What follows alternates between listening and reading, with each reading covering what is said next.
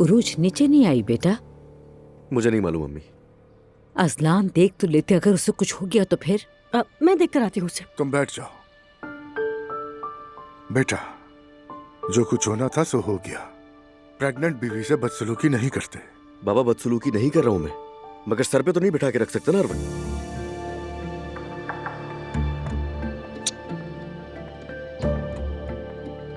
सुबह बखैर सबको।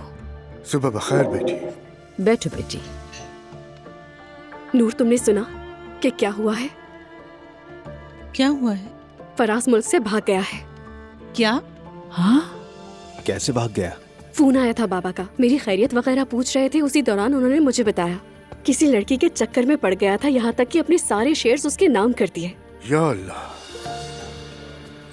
क्या वो ऐसा लड़का था? अब तो किसी पर भी भरोसा नहीं रहा। आसूदा साहिबा पर रहम आता है। अल्लाह किसी को अपनी औलाद के जरिए ना आजमाए। मुझे तो बहुत अफसोस हुआ। उनकी कॉल भी आई थी। उन्होंने कॉल पर मुझे समझाने की कुछ कोशिश भी की थी, मगर मुझे समझ नहीं आया। और वैसे मैंने जब पहली बार देखा था, मुझे तभी अंदाजा हो गया था कि कुछ ना कुछ तो गड़बड़ है। चलो छोड़ो नूर, जो हुआ अच्छा हुआ। अब तो तुम वहाँ नहीं जाओगी ना, मेरे पास आ जाना। वहाँ वैसे भी मुझे मदद की जरूरत होती है। अम्मी, अल्लाह का वास्ता भी शुरू मत हो जाए, जरा ठहर जाए, पहले हसूदा साहिबा से बात कर लें। बच्चों, तुम लोगों ने क्या तय किया? बात की दोनों ने? जानते हो, रोज रोज के लड़ाई झगड़ों में बच्चे नहीं पाले जाते। बेटी, तुमने हमें सबके सामने शर्मिंदा किया। अपने शौहर से प्यार करती हूँ बाबा जान। आखिर मर्द है, गलती हो गई, इससे दोबारा नहीं करेगा। ऐसे ही है नाज़लान। बिल्कुल भी नहीं करेगा बेटा, ऐसा ही है।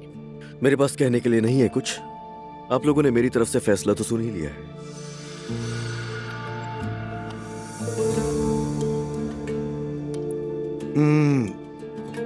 मैरी कहाँ है?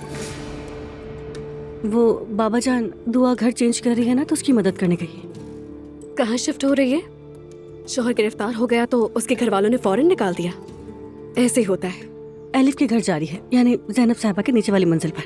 वैसे भी मेरा ख्याल है वो दोनों तलाक ले ही लेते, उसे सहारा मिल जाता अब है। बस कर दो यार, क्या बातें करी हो ये।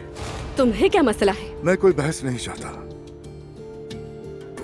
मुस्तफा, चलो हम ऑफिस चलते हैं।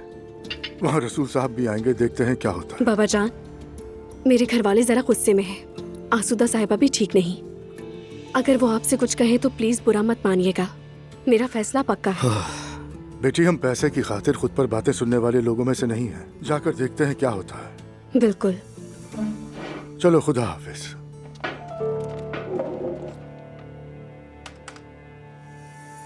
ये अब तक ठीक क्यों नहीं हुआ? खराब कैसे हुआ ये? मेरा तो दिमाग घूम रहा है।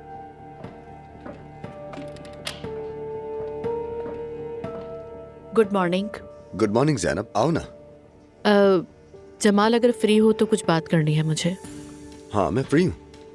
क्या हुआ ज़ैनब? मैंने कल भी तुम्हें कॉल की थी, कनेक्ट नहीं हुई, बात नहीं हो पाई। फिर तुमने भी कॉल बैक नहीं की। पूछो ही नहीं, मेरा फोन कल लॉक हो गया था। मोबाइल वाले के पास ले गई, उसने मोबाइल फॉर्मेट किया और सब डिलीट हो गया। ये क्या कह रही हो? तुम ले आती, उसे हमारे लोग देख लेते। नहीं, उसकी जरूरत नहीं थी, मैंने संभाल लिया। लेकिन असल बात ये नहीं जिसके लिए मैं आई हूँ। क्या हुआ है? लगता है तुम परेशान हो। मैं असल में मैं यहाँ पे मजीद काम नहीं कर सकूंगी जमाल। क्या मतलब? लेकिन क्यों? मम्मी कुछ बीमार रहने लगी हैं। उनके पास रहकर मेरा उनका ख्याल रखना बहुत ज़रूरी है। यहाँ का काम पसंद है मुझे, मगर मम्मी के पास रहूंगी तो अच्छा होगा, इसलिए माजरत चाहती हूँ। ओह, अल्लाह उन्हें शिफा दे। बहुत अफसोस हुआ। क्या मैं किसी काम आ सकता हूँ तुम्हारे? नहीं नहीं, thank you so much Jamal, मगर मैं मम्मी के साथ अगर रहूंगी तो अच्छा रहेगा, और उन्हें भी इस वक्त सहारा चाहिए। तुम्हारे बॉस की हैसियत से मैं ये बात नहीं मान सकता। क्या मतलब? तुम हमारे पब्लिशिंग हाउस के लिए बहुत जरूरी हो ज़ैनब। अगर मुश्किल वक्त में तुम्हारा साथ ना दिया तो क्या फायदा? अगर तुम घर रहना चाहती हो तो ठीक है, तुम घर से काम करो, और मैं तुम्हारा वर्कलोड भी पहले से कहीं ज्यादा कम कर दूंगा। ऑफिस आने की भी जरूरत नहीं है तुम्हें। यूं तो मम्मी के पास भी रहोगी, और मैं भी एक नई पब्लिशिंग डायरेक्टर ढूंढने से बच जाऊंगा।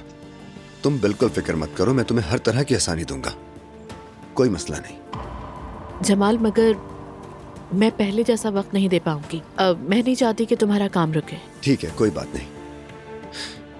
तरजी अम्मी है तो घर रहकर काम करो। अगर काम थोड़ा लेट भी हो जाए तो भी कोई मसला नहीं, बस तुम ठीक रहो। अच्छा ठीक है, बहुत शुक्रिया। मैं तुम्हारे साथ हूं हमेशा।